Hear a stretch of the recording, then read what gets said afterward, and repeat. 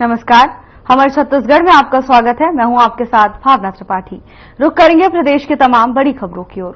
उप मुख्यमंत्री अरुण साव नगर पालिका परिषद लोरमी के कबीर भवन में शिक्षक दिवस के अवसर पर आयोजित शिक्षा गौरव अलंकरण समारोह तथा विभिन्न निर्माण कार्यों के भूमि पूजन कार्यक्रम में शामिल हुए। यहां उन्होंने दीप प्रज्वलित कर कार्यक्रम की शुरुआत की। उप मुख्यमंत्री अरुण साव ने इस मौके पर डॉक्टर सर्वपल्ली राधाकृष्णन की जयंती पर उन्हें नमन किया और सबको बधाई और शुभकामनाएं दी। इस दौरान डिप्टी सीएम ने कार्यक्रम को संबोधित करते हुए कहा कि हमारे प्राचीन परंपरा में गुरुजनों का सम्मान रहा है और उन्हें सर्वोपरि स्थान पर रखा गया है।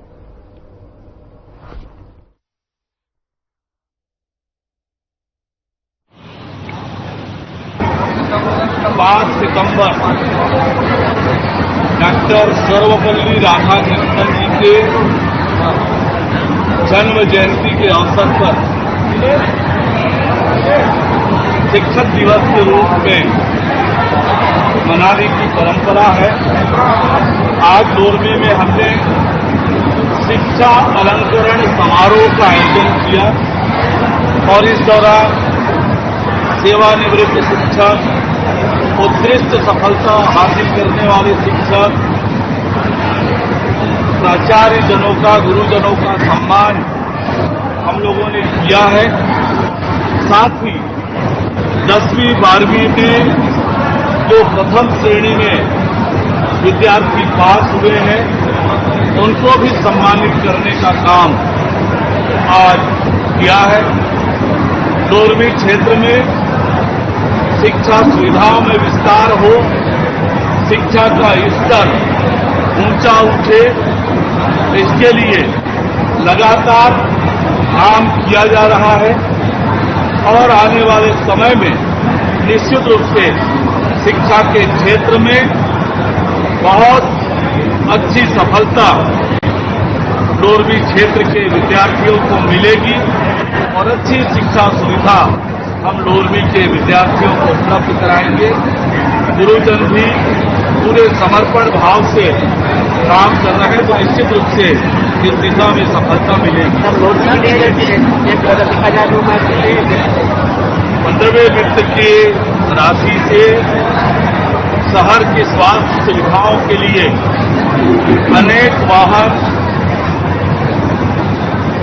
खरीदी गई जिसका आज लोकार्पण हुआ है।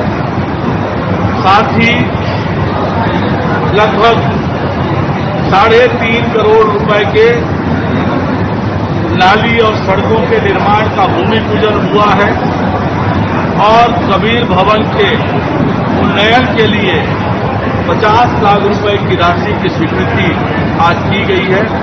निश्चित रूप से लोरमी शहर, लोरमी क्षेत्र का विकास हो, इसके लिए लगातार प्रयास किया जा रहा है। आने वाले समय में हमारा लोरमी सुविधा संपन्न बनेगा, स्वच्छ बनेगा और सुंदर बनेगा। इस शुभारंभ हमने किया है। भारतीय जनता पार्टी के राष्ट्रीय आह्वान पर आज हर मंडलों में पार्टी के सदस्यता अभियान का शुभारंभ हुआ है। उसी के तहत लोरमी में भी आज सदस्यता का शुभारंभ।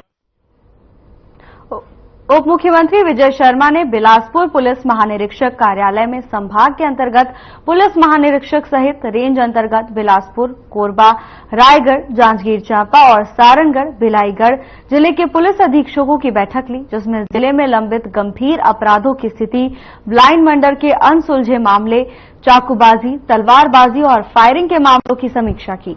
इस मौके पर उप मुख्यमंत्री विजय शर्मा ने अधिकारियों को कहा कि ऐसा काम करें कि आपका काम बोले।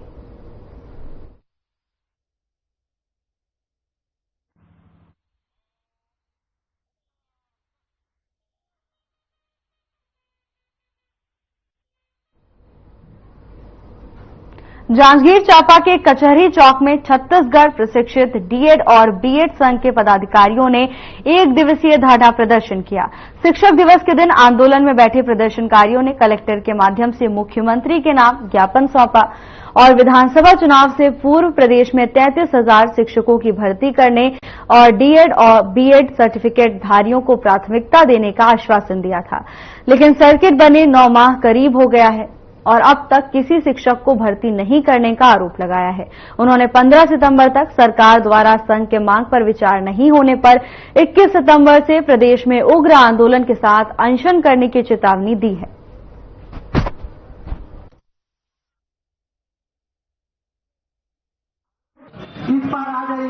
सरकार को ये मांग रखने के लिए हम लोग इकट्ठा हुए हैं कि हमारे बेरोजगार युवा भाई बहनें बहुत सारे दिक्कत में है, परेशानी में है। उनको आपने 57,000 शिक्षक की घोषणा की थी।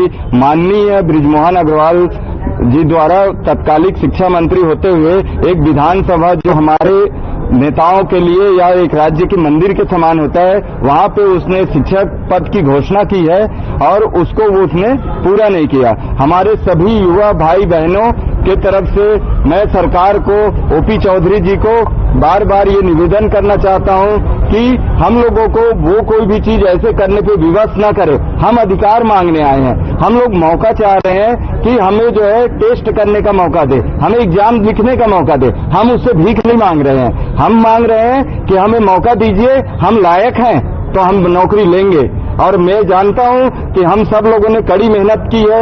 लोग जो है, मैं ऐसे लोगों को जानता हूं जो 10-10 घंटा 15 घंटा पढ़ते हैं और दिन में काम करते हैं, रात में पढ़ाई करते हैं। तो उन युवा भाई बहनों के हितों के और उनके मांग को पूरी करते हुए सरकार अपना वादा निभाए और टीचर भर्ती युक्तियुक्तकरण को बिल्कुल बंद करे और 2000 सेटअप जैसे चल रहा है उसको आम लोगों के साथ सहयोग करे। हम लोग जो है बस इतना ही मांग के लिए यहाँ पे आए हैं। हम लोग 33,000 शिक्षक भर्ती और युक्तियुक्तकरण का जो मसला चल रहा है उसके विरोध में है और 2008 के सेटअप को यथावत पूर्ण रूप से उसको जो संचालित है वैसी प्रक्रिया से इस शिक्षक भर्ती को भरा जाए। पता नहीं यह सरकार किस अध्यात्म का चश्मा पहना है इन्होंने कि इनको शिक्षक की कमी ही नजर नहीं आ रही है, कि इनको शिक्षक की कमी ही नजर नहीं आ रही है। वो चश्मा मुझे भी दें, मैं भी पहनूंगा और देखूंगा कि कैसे है, क्या है हमारे स्कूलों का हाल। आप देखे हो कल राजनांदगांव में क्या हुआ था। वहां पर एक बच्ची जाती है डीओ ऑफिस के बाद, उसके बाद उनको धमकाकर भेज देते हैं। ऐसा तो हालत है हमारे शिक्षा विभाग का। अब हम तो बोलते तो झुठलाते, लेकिन एक छात्रा बोली है तो उस छात्रा का भी मान सम्मान करना चाहिए और शिक्षक भर्ती को जल्द से जल्द पूरी करना चाहिए। विधानसभा में घोषणा किए थे 33,000 शिक्षक भर्ती और युक्तियुक्तिकरण के, और जो 2008 सेटअप है सर उसके विरोध में हम लोग आए हैं। जो युक्तियुक्तिकरण है उसको पूर्ण रूप से निरस्त किया जाना चाहिए और 2008 का सेटअप है वैसे ही रहना चाहिए। विधानसभा से पहले बीजेपी द्वारा घोषणा पत्र में 57,000 शिक्षक भर्ती की बात बोला गया था। विधानसभा तो निकल गया, बीजेपी की सरकार भी बन गया। उसके बाद लोकसभा में 33,000, लोकसभा से पहले 33,000, विधानसभा में 33,000 शिक्षक भर्ती का घोषणा किया गया और घोषणा किए मतलब 6 महीना से भी ज्यादा हो गया, अभी तक उस 33,000 भर्ती का था पता नहीं है। ये देखिए सर, ये भाजपा का घोषणा पत्र इसमें है पूरा डिटेल में। उसके बाद जनसंपर्क विभाग गवर्नमेंट को उसमें भी ट्वीट करके सीएम सरकार के द्वारा ट्वीट किया गया था कि हम बहुत जल्दी 33,000 शिक्षक भर्ती करेंगे। उसके बाद 5 मिनट के बाद उसको ट्वीट को डिलीट कर दिया गया। ये कैसा सरकार है जो ट्वीट करने के बाद 5 मिनट बाद डिलीट कर दिया जा रहा है ट्वीट को। ये किसके रिमोट कंट्रोल से चल रहा है ये हमें नहीं पता, लेकिन हमें 33,000 शिक्षक भर्ती चाहिए, किसी भी हालत में चाहिए। जो घोषणा किए थे हमारे पूर्व आईएएस और अभिवित्त मंत्री ओपी चौधरी जी, चुनाव से पहले बिलासपुर रायपुर के सभी कोचिंग सेंटरों में जाकर हम विद्यार्थियों से वोट, बीजेपी के लिए वोट मांगे थे कि हमारे सरकार बनता है तो हम 1 लाख सरकारी नौकरी और 57,000 शिक्षक भर्ती करेंगे बोल के सभी कोचिंग सेंटर में गए थे और युवाओं से वोट मांगे थे। लोकसभा निकल गया, चुनाव जीत गए। उसके बाद 33,000 शिक्षक भर्ती को लेकर हम ओपी चौधरी जी के पास पहुंचते हैं तो ओपी चौधरी जी का कहना है कि हमारे पास बजट नहीं है और हम भी वैकेंसी दे देंगे तो 1% ही नौकरी के लायक हो, बाकी 99% नालायक हो। 1% को मिलेगा, बाकी 99% को नहीं मिलेगा, ऐसा बोलता है हमारे ओपी चौधरी जी। मैं ओपी चौधरी जी से पूछना चाहता हूं, हम प्रशिक्षित बेरोजगार युवा अपने अवसर मांग रहे हैं, हम आपसे नौकरी नहीं मांग रहे। जो पोस्ट खाली है उसके लिए हम अवसर मांग रहे हैं। अगर हम नालायक है तो जो आईएएस का नौकरी छोड़ते हैं वो कितना बड़ा नालायक होगा, ये सोच सकते हो आप लोग। तो हम सीधा अपना मांग करते हैं, अगर हम नालायक है, हम पढ़े लिखे नालायक है, तो जो एक आईएएस का नौकरी छोड़ते हो कितना बड़ा नालायक होगा। वो आईएएस का नौकरी छोड़ के आज हम युवाओं को नालायक बोला जा रहा है, तो कितना बड़ा नालायक होगा वो आप समझ सकते हैं, हम जनता समझ सकते हैं। और आपके माध्यम से मैं सभी प्रशिक्षित बीएड साथियों को बोलना चाहता हूं, यह संगठन सिर्फ शिक्षक भर्ती लाने और सीजीटेट लाने के लिए बना गया है। यह छत्तीसगढ़ का सबसे बड़ा संगठन है। तो मैं सभी साथियों को इस मीडिया के माध्यम से बोलना चाहता हूं, आप सभी आइए। गवर्नमेंट ने 57,000 शिक्षक भर्ती का वादा किया है, तो हम 33 की जगह 57,000 शिक्षक भर्ती लेकर रहेंगे। वैसे ही हमें जनसंख्या दिखाना पड़ेगा। देश का ताकतवर लोग हैं।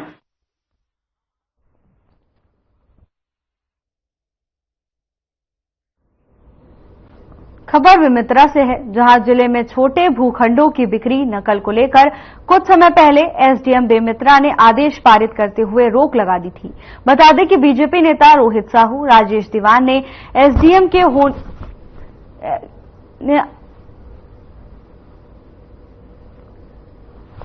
एसडीएम के होने वाली समस्याओं से अवगत कराने पर बेमेतरा एसडीएम ने आदेश पारित करते हुए पटवारी को आदेश दिया था, लेकिन एसडीएम के आदेश को जिले के कुछ पटवारी नहीं मान रहे हैं, जिसको लेकर लोगों को समस्या हो रही है।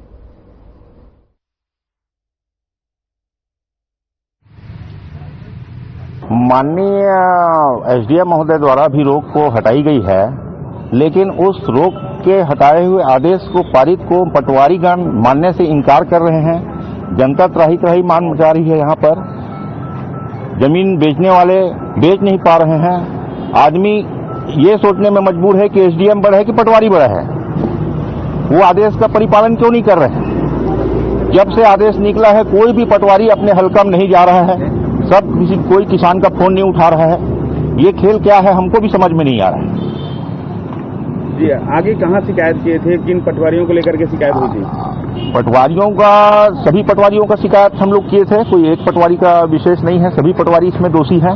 और खास करके तो बेमेतरा पटवारी जो है, बेमेतरा हल्का नंबर 27 का पटवारी, वो सबसे बड़ा मास्टरमाइंड है। सब खेल उसी का है। जी, छोटे भूखंडों के से क्या नुकसान हो रहा है सरकार को? सरकार को बहुत सारे नुकसान हो रहे हैं। अटल आवास की योजना ढप पड़ी है। छोटे छोटे गरीब लोग छोटे छोटे टुकड़े में जमीन लेकर अटल प्रधानमंत्री आवास का लाभ उठाते थे, आज वह लाभ से वंचित होते जा रहे हैं। ऐसा नहीं होना चाहिए भाई। क्या चाहते हैं आप लोग? छोटे भूखंड की रजिस्ट्री चालू होनी चाहिए। जब आदेश हो गया तो पटवारी उस आदेश को मानना चाहिए। तो एसडीएम का आदेश की अवहेलना कर रहे हैं पटवारी, क्या है? आप कहाँ शिकायत किए थे और क्या आदेश हुआ है? और आदेश कभी तक पटवारी लोग क्यों अवहेलना नहीं, वो आदेश का पालन क्यों? इसकी विस्तृत जानकारी देना चाहूंगा मैं आप सभी को। मामला ऐसा था कि कुछ दिनों पूर्व अचानक ऐसा हमें ज्ञात हुआ कि जो छोटे भूखंड हैं उनकी रजिस्ट्री को रोक दिया गया है। हमने इस मामले को लेकर सम्माननीय विधानसभा अध्यक्ष महोदय जी के पास गए और सारी बातों को विस्तार पूर्वक उन्हें बताया कि छत्तीसगढ़ स्तर पर कहीं पर भी इस प्रकार की रोक नहीं है और ये रोक सिर्फ बेमेतरा जिले में या बेमेतरा ब्लॉक में ही क्यों है। उनको अवगत कराने के पश्चात उन्होंने कलेक्टर साहब और एसडीएम साहब को आदेशित किया कि तत्काल प्रभाव से छोटे भूखंडों की रजिस्ट्री पे जो रोक लगी उसे हटाया जाए। क्योंकि अभी आने वाले समय में फिर नगर पालिका चुनाव, जनपद चुनाव, जिला पंचायत, विभिन्न प्रकार की चुनाव का हम लोगों को सामना करना है। इसमें कुछ ऐसा विशेष प्रॉपर्टी डीलिंग वाली बात नहीं है। यहाँ पर छोटे छोटे भूखंड छोटे छोटे गरीब लोगों की भी है, जिनको आवश्यकतानुसार कभी किसी की तबीयत खराब हो गई तो बेचना है, कभी किसी को आवश्यकता महसूस हो रही तो बेचना है, और उन पर उनको रोक लगा हुआ है। तो इससे सभी की क्षति हो रही है। कौन पटवारी जो आदेश का अवहेलना कर रहा है और आप लोगों को नकल देने में मना कर रहा है? देखिए, ऐसा है, एसडीएम साहब ने के पास आने के पश्चात एसडीएम साहब ने मुझे कहा कि आप लिखित पे दीजिए, लिखित में आवेदन दीजिए कि आपको नकल जारी नहीं किया जा रहा है करके। मैंने लिखित में उनको निवेदन किया, उनका लिखित में आदेश भी आया कि अब आप जाइए और सभी प्रकार से पटवारी लोग आपको नकल प्रदाय करेंगे। लेकिन अभी फिर सुनने में आ रहा है कि मेरे एक दो मित्रगण हैं या और कई अन्य जो हैं वो गए हुए थे, तो पटवारियों के द्वारा उन्हें घुमाया जा रहा है। कौन सा हल्का पटवारी, क्या नाम है? बेमेतरा हल्का माली है और आपका मोभट्टा है। यहाँ के पटवारियों के द्वारा नकल जारी नहीं किया जा रहा है, ये सूचना मिली है। आप एसडीएम साहब और कलेक्टर साहब से भी संपर्क कर सकते हैं कि क्या मामला है। और जो छोटे भूखंड है उनको नकल नहीं मिल पा रहा, क्या कहना है आपका इसमें? इसमें ये है कि इस सारा जो वो अभी जो स्थिति जो निर्मित हो रहा है अधिकारियों की राजनीति की वजह से है। अधिकारी लोग या तो नौकरी इस्तीफा देकर राजनीति में आ जाए या फिर नौकरी करें। इसमें सरकार की छवि खराब हो रही है, हमारे विधायक की छवि खराब हो रही है, सबकी छवि जुड़ी हुई अधिकारियों से। अधिकारी से की छवि से ही तो सरकार की छवि बनती है। जब एसडीएम दे चुका है पटवारियों को, उसके बाद भी क्यों नकल आखिर नहीं दे रहे हैं? इसमें कहीं न कहीं अधिकारियों का ही तो कुछ न कुछ इसमें वो दांव पेच है। कौन सा पटवारी है कौन सा हल्का है और कौन पटवारी जो आदेश के अवहेलना करता है और नकल नहीं देता? जहाँ बेमेतरा शहर में जितने भी नगरीय निकाय में जो भी 3-4 हल्का है, मोगट्ठा हो गया, बेमेतरा हो गया, कोबिया हो गया, पिकरी हो गया, सिंघोरी हो गया, सभी हल्कों में यही स्थिति है। सरकार की योजनाओं का लाभ क्या लोगों को मिल पा रहा है? कहाँ से मिलेगा भाई? अधिकारी लोग ही पलीता लगा रहे हैं उसको। जो छोटे छोटे गरीब तबके के हैं वो लोग छोटे छोटे प्लाट लेके प्रधानमंत्री आवास बनाएंगे करके उम्मीद लगाए हैं, उनको कोई लाभ ही नहीं मिल पा रहा है इससे। फिर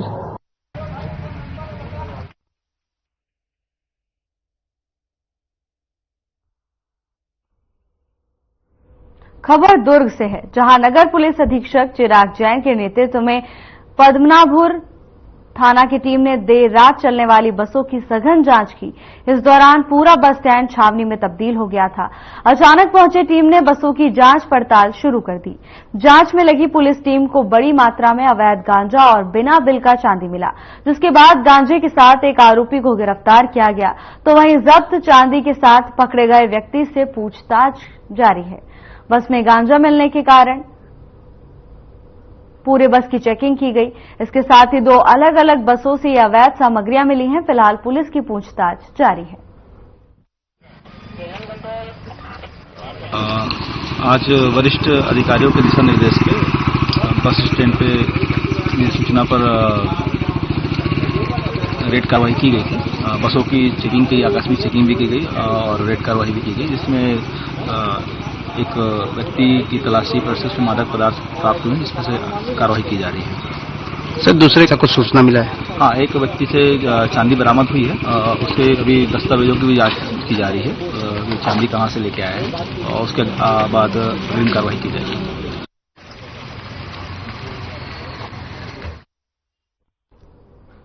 उप मुख्यमंत्री अरुण साव नगर पालिका परिषद लोरमी के कबीर भवन में शिक्षक दिवस के अवसर पर आयोजित शिक्षा गौरव अलंकरण समारोह तथा विभिन्न निर्माण कार्यों के भूमि पूजन कार्यक्रम में शामिल हुए। उप मुख्यमंत्री साव ने डॉक्टर सर्वपल्ली राधाकृष्णन की जयंती पर उन्हें नमन किया और सबको बधाई एवं शुभकामनाएं दी।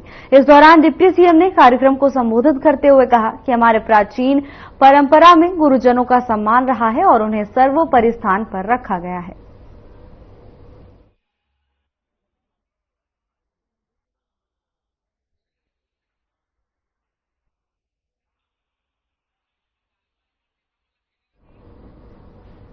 गरियाबंद में पुलिस को बड़ी सफलता हाथ लगी है।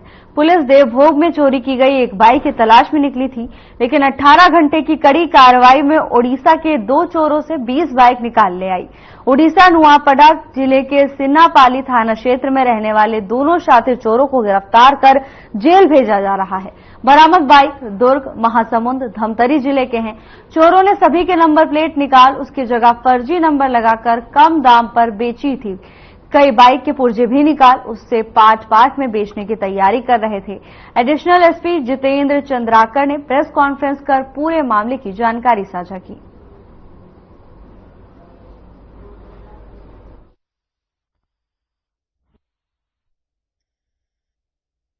ये थाना देवभोग क्षेत्र का मामला। थाना देवभोग अंतर्गत वर्ष 2019 में प्रार्थी अनूप सिंह ठाकुर जो कि कारा से जनपद कार्यालय गए, वहां से उनकी बाइक चोरी हो गई थी। इस पर से थाना देवभोग में अपराध क्रमांक 2019-389 चोरी का अपराध पंजीबद्ध किया गया था। उसी रात वहां उसकी बाइक चोरी जो हुई थी, एक बाइक और चोरी हुई थी और एक मोटरसाइकिल में आगजनी की हुई थी। इस पर से सुगंधा धारा में अपराध पंजीबद्ध किया गया था। कुछ दिवस पश्चात प्रथम आरोपी डोमान सोनी जो गंगराजपुर का रहने वाला है, उसने आपसी रंजिश होने से प्रार्थी से वर्ष 2019 में ही उसकी गाड़ी को चोरी कर आग लगाना कबूल किया था। किंतु एक और गाड़ी चोरी हुई थी, उसके संबंध में उसने कुछ नहीं बताया था, जिसके संबंध में पतासाजी की जा रही थी। इसी बीच अभी इसी वर्ष 4/9/2024 को मुखबिर की सूचना पर से आरोपीगण नरेश मांझी और खगेश्वर मांझी दोनों को भी रक्षा में लेकर पूछताछ किया गया। उसने दूसरी गाड़ी को चोरी करना और उसके अतिरिक्त अन्य 19 गाड़ियों को भी चोरी करना स्वीकार किया। इस प्रकार से दोनों आरोपियों के पास से लगभग 19 गाड़ियां बरामद की गई हैं और इनको विभिन्न स्थानों से चोरी की गई है, जिनके संबंध में संबंधित स्थानों पर भी पतासाजी की जा रही है और उनके मालिकों को भी पता तलाश किया जा रहा है।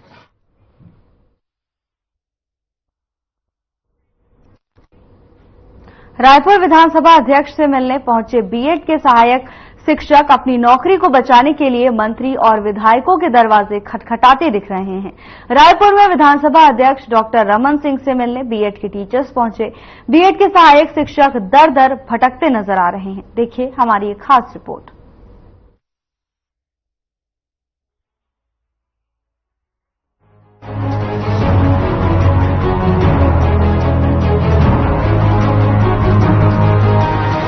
प्रदेश में हजारों सहायक शिक्षक अपने भविष्य को लेकर चिंतित नजर आ रहे हैं।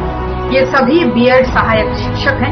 इनकी भर्ती लगभग 1 साल पहले की गई थी, लेकिन अब इन्हें नौकरी से निकाला जा रहा है। इस कारण उनके सामने आर्थिक तंगी की समस्या पैदा हो गई है। कई लोगों ने इस नौकरी में रहते हुए लोन लिया। अगर नौकरी नहीं रही तो उनके भविष्य पर इसका बुरा प्रभाव पड़ेगा। अपनी इस नौकरी को बचाने के लिए ये सहायक शिक्षक लगातार शासन प्रशासन से मदद की गुहार लगा रहे हैं और इसी कड़ी में ये सभी सहायक शिक्षक विधानसभा अध्यक्ष रमन सिंह के शंकर नगर स्थित शासकीय आवास पहुंचे। हालांकि रमन सिंह से उनकी मुलाकात नहीं हो सकी, फिर भी इन्हें उम्मीद है कि सरकार उनकी मांगों पर ध्यान देगी और इन्हें बेरोजगार होने से बचाएगी। लगभग 3000 बीएड प्रशिक्षित सहायक शिक्षक विगत 1 वर्ष से बस्तर और सरगुजा संभाग के सुदूर अंचल में सेवारत हैं। उनका कहना है कि भर्ती तत्कालीन राज्यपाल द्वारा अनुमोदित गजट छत्तीसगढ़ राज्य भर्ती नियम 2019 के तहत हुई है। अब सभी सहायक शिक्षक छत्तीसगढ़ व्यापक द्वारा आयोजित परीक्षा उत्तीर्ण कर मेरिट के आधार पर शासकीय सेवा में आए हैं। इस नियुक्ति को उच्च न्यायालय द्वारा अमान्य घोषित कर दिया गया है। अब इस फैसले के विरुद्ध छत्तीसगढ़ सरकार द्वारा उच्चतम न्यायालय में याचिका दायर कर चुनौती दी गई है। वहीं सहायक शिक्षकों द्वारा भी SLPS लगाई गई है, परंतु मामले की सुनवाई के पश्चात उच्चतम न्यायालय द्वारा इन्हें खारिज कर दिया गया। सहायक शिक्षकों का कहना है कि हम और हमारे परिवार का जीवन इसी नौकरी पर आश्रित है। नौकरी चले जाने के पश्चात हम पर आजीविका का संकट और इसी के साथ साथ मानसिक, आर्थिक और सामाजिक तौर पर उत्पीड़न की भयावह स्थिति बनेगी। इसी परेशानी को देखते हुए सरकार से गुहार लगाते हैं कि हमारी परेशानियों को देखते हुए हमें वापस से नौकरी करने दें। आज विधानसभा अध्यक्ष डॉक्टर रमन सिंह के घर के सामने बीएड के टीचर्स यहाँ मौजूद हैं। बीएड के टीचर्सों का कहना है कि वो प्राइमरी स्कूल में पढ़ाते हैं, लेकिन किसी कारणवश पिछले 1 साल से वो लोग कार्यरत हैं और उन लोग अपनी नौकरी बचाने के लिए मंत्रियों के दरवाजे खटखटा रहे हैं। प्राइमरी स्कूल के टीचर्स मतलब आप समझ गए होंगे कि वो उन बच्चों का नींव है जो भविष्य में जो आगे बढ़ के IPS, IAS या कोई मंत्री बनने वाले हैं, उनका नींव है। उन्हें शिक्षा से जोड़ने का काम ये करते हैं। ये सहायक शिक्षक है। लगातार जिस तरीके से आप मेरे पीछे जो टीचर्स बने हुए हैं, उनका जो समस्या और उनका जो सिचुएशन है वो देख सकते हैं कि किस तरीके से अपनी नौकरी बचाने के लिए वो लोग समस्या झेल रहे हैं। यहाँ पे बने हुए हैं काफी सारे लोग। हम लोग उनसे भी बात करने की कोशिश करते हैं। क्या समस्या मैडम, क्या ऐसा समस्या है जिसको लेकर आज आप लोग रायपुर में विधानसभा अध्यक्ष के घर के सामने आप लोग एक जमावड़ा लगाए? जी, हम लोग 2023 में जो भर्ती हुई थी उसके हम असिस्टेंट टीचर की भर्ती हुई थी प्राइमरी स्कूल के लिए, तो हम असिस्टेंट टीचर है। और क्या हुआ कि हमारी भर्ती थी वो नियमानुसार हुई थी, है ना। जब नोटिफिकेशन आया था भर्ती का तो उसमें BEd DEd दोनों पात्र थे। उसके बाद क्या होता है कि जो हमारा मेरिट लिस्ट भी आ जाता है, रिजल्ट भी आ जाता है। उसके बाद 11 अगस्त को सुप्रीम कोर्ट में फैसला आता है राजस्थान हाई कोर्ट के लिए, राजस्थान के उसके लिए कि वहाँ जितने भी लोग थे ना, जो बीएड वाले लोग हैं वो प्राइमरी टीचर के लिए एलिजिबल नहीं है। अब उसके फैसले के आधार पे जो डीएड वाले जिनका सिलेक्शन नहीं हुआ है वो हाई कोर्ट में, हमारे छत्तीसगढ़ के हाई कोर्ट में फैसला मतलब केस कर देते हैं, जिसके कारण हमारा काउंसलिंग बंद हो जाता है। और उसके बाद वहाँ हाई कोर्ट से भी फैसला आता है, ये अभी 2 अप्रैल को आया था 2024 को, कि हम एलिजिबल नहीं है ना, ये प्राइमरी टीचर बनने के लिए। अब क्या हुआ कि वहाँ पर तो फिर हम सरकार के पास गए, सरकार हमारा SLP लेकर सुप्रीम कोर्ट गई और सरकार ने हमारा साथ दिया उस समय। उसके बाद सुप्रीम कोर्ट ने भी अभी ये 28 अगस्त को हम लोग का जो केस था वो उसको डिसमिस कर दिया गया है। तो अब हमको डर लग रहा है कि हो सकता है हमारी नौकरी खतरे में है और हमको इस पद से पद मुक्त कर दिया जाएगा। तो हम कहाँ जाएंगे, हमारा यही प्रॉब्लम है। जिस तरीके से यहाँ पे देखने के लिए मिल रहा है कि आप लोग छत्तीसगढ़ के कुन कोनों से भी आए हो, यहाँ पे हर जिले के लोग मौजूद हो, लेकिन हम बात करते हैं कास, बस्तर और सरगुजा की। उन इलाकों में किस तरीके से आप लोग सेवा दे रहे हैं? क्या पिछले 1 साल से आप लगातार सेवा दे रहे होंगे? और तो उसमें कैसे आप लोगों को पेश करना पड़ता है? और इस समय में अचानक बच्चों को ऊपर जिस तरीके से आप लोग पढ़ा रहे हो, जो आप न्यू बना के रखे हो, अचानक टीचर्स चेंज हो जाने से बच्चों का न्यू बिगड़ जाता है। क्योंकि जो प्राइमरी स्कूल में आप पढ़ा रहे हैं वही बच्चों का जो पहला न्यू होता है, जहाँ से बच्चे भविष्य के लिए आगे बढ़ने की कोशिश करते हैं। तो वहीं अगर बिगड़ जाएगा तो बच्चों का जिस तरीके से आज नक्सली उन्मूलन के तहत जिस तरीके से नक्सल विचारधाराओं को लेकर के बच्चे जो है ना ये शिक्षा से वंचित होते जा रहे हैं। लेकिन उन क्षेत्रों में भी आप लोग इस तरीके से मेहनत कर रहे हो और उस समय में सरकार जिस तरीके से अगर बच्चों को शिक्षा के क्षेत्र में जोड़ रहा है तो इस तरीके का लापरवाही क्यों करना है? वही जी, हम जैसे हमारा स्कूल है वहाँ पर पहले शिक्षकों की बहुत कमी थी। जब से हमारे शिक्षक उधर गए हैं तो कई क्या हुआ है, नवोदय जैसे बड़े बड़े जो नवोदय एग्जाम, एकलव्य एग्जाम, इस सब पे बच्चों का सिलेक्शन हुआ है। हमारे जो बच्चे थे और हम तो पूरा प्रयास करें कि हम उन बच्चों को और ऊपर तक पहुंचाएं, उनको अच्छा एजुकेशन दे, जितना अच्छा अपना हम पूरा ट्राई कर रहे हैं कि जितनी अच्छी एजुकेशन हो सके दे। पर अभी देखिए, अभी हम यहाँ पर हैं तो स्कूल में अभी हम CL सब लगा के आए हैं, छुट्टी ले लेकर आए हैं, तो फिर ऐसे में शिक्षा पे बहुत बुरा प्रभाव पड़ सकता है। किरण से। कहाँ से हैं? जी मैं खैरागढ़ से हूँ और चरामा में अभी पोस्टेड हूँ। हाँ। जिस तरीके से देखा जाए तो यहाँ पे टीचर्स अपने अपने जिस समस्या को लेकर गुहार लगा रहे हैं, मंत्री या फिर यहाँ के कोई विधानसभा अध्यक्ष या फिर यहाँ के मुख्यमंत्री उनकी बात सुने, ताकि ये जो इनके साथ नाइंसाफी हो रहा है वो ना हो और वापस से इनको अपने पद पे कार्यरत रहने दे।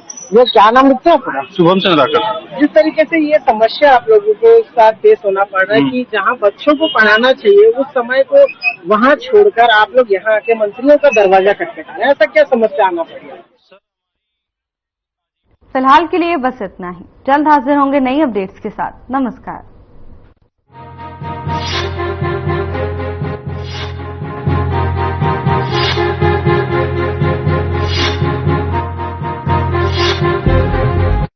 अधिकांश लोगों की धारणा है कि आयुर्वेदिक